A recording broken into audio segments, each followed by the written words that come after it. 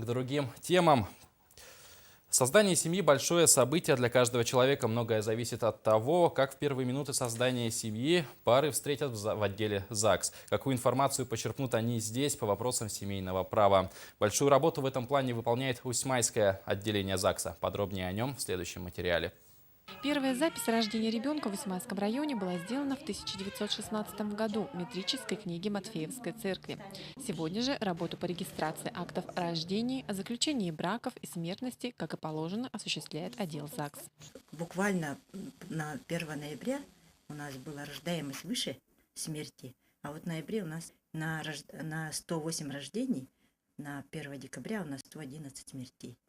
Но надеемся, что очень много сейчас ожидаем рождения детей, поэтому к концу года я надеюсь, что может быть рождаемость и превысит смертность. И вообще хочется сказать, что ЗАГС – это такое место, где человеческая жизнь прослеживается от начала, от рождения до печального конца. Несмотря на то, что смертность на 1 декабря этого года все-таки превысила рождаемость, статистика Главного управления ЗАГС отмечает тенденцию устойчивого роста рождаемости.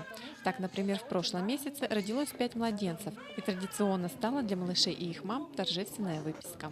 Это было очень радостное событие, да.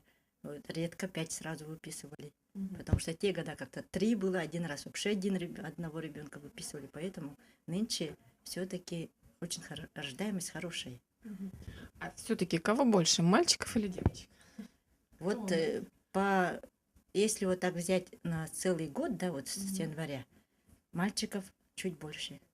Мальчиков, девочек все равно как-то одинаково. Сильно вот такого отличения, то есть, честно, по Усьмайскому району. В мероприятиях, проводимые районной администрацией, да, по семейной политике, мы, как работники тоже пропагандисты семейной политики, принимаем участие, конечно, всегда. Особое внимание управлением ЗАГС уделяется не только своей основной работе. В рамках различных мероприятий проводятся торжественные выписки малышей, семейные праздники, дни открытых дверей для встреч с населением по интересующим их вопросам, а также проходят чествование юбиляров в супружеской жизни. Тамара Коновалова, Тимур Канаев, Владимир Таюскин, ВК Саха, Усьмайский улус.